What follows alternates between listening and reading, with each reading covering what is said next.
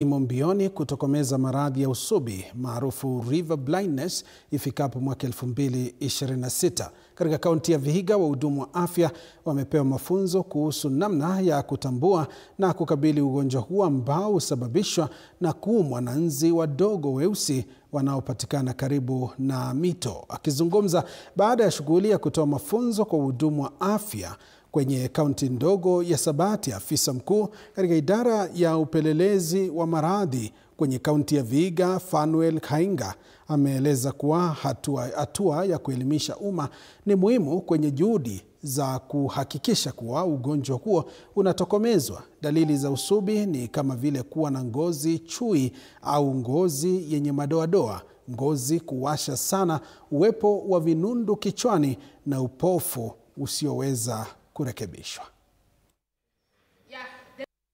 Ukiangalia yale magonjwa ambayo hayajatiliwa mkazo, yani neglected tropical diseases, kuna 21 of them, na mojawapo ni hii ugonjwa wa river blindness.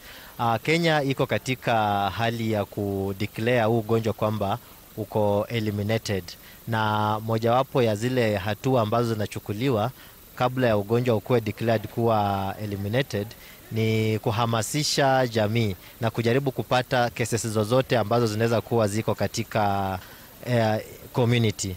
Ukiangalia katika kaunti yetu ya Vihiga, huu ni ugonjwa ambao ulikuwepo na mwisho ulionekana katika miaka za 2000.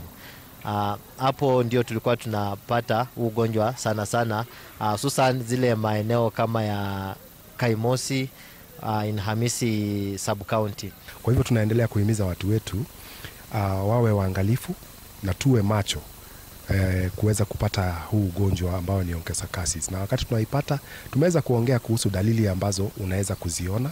Dalili ambazo tumeongea kuhusu ni kuwa unaweza kuwa na kuwashwa kwa ngozi, kujikuna kwa sana, na pia unaweza kuwa na uvimbe katika sehemu mbalimbali ya mwili wako, especially kwa zile sehemu ambazo ziko karibu na mfupa ambazo ni nyepesi.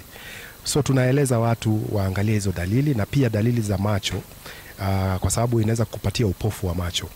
Kwa leo tumejifunza especially watu ambao wako na ugonjwa wa macho ni umuhimu sana wakikuja kwa zahanati zetu kufanyiwa uchunguzi maalumu. Maanake huu ugonjwa unaathiri sana macho na kufanya watu wakawa vipofu, wengine kuwa na magonjwa ya ngozi. So ni muhimu mgonjwa akikuja kwa zahanati yetu kufanya uchunguzi maalumu ili tuweze kugundua huu ugonjwa ambao unatuletea madhara zaidi katika nchi yetu.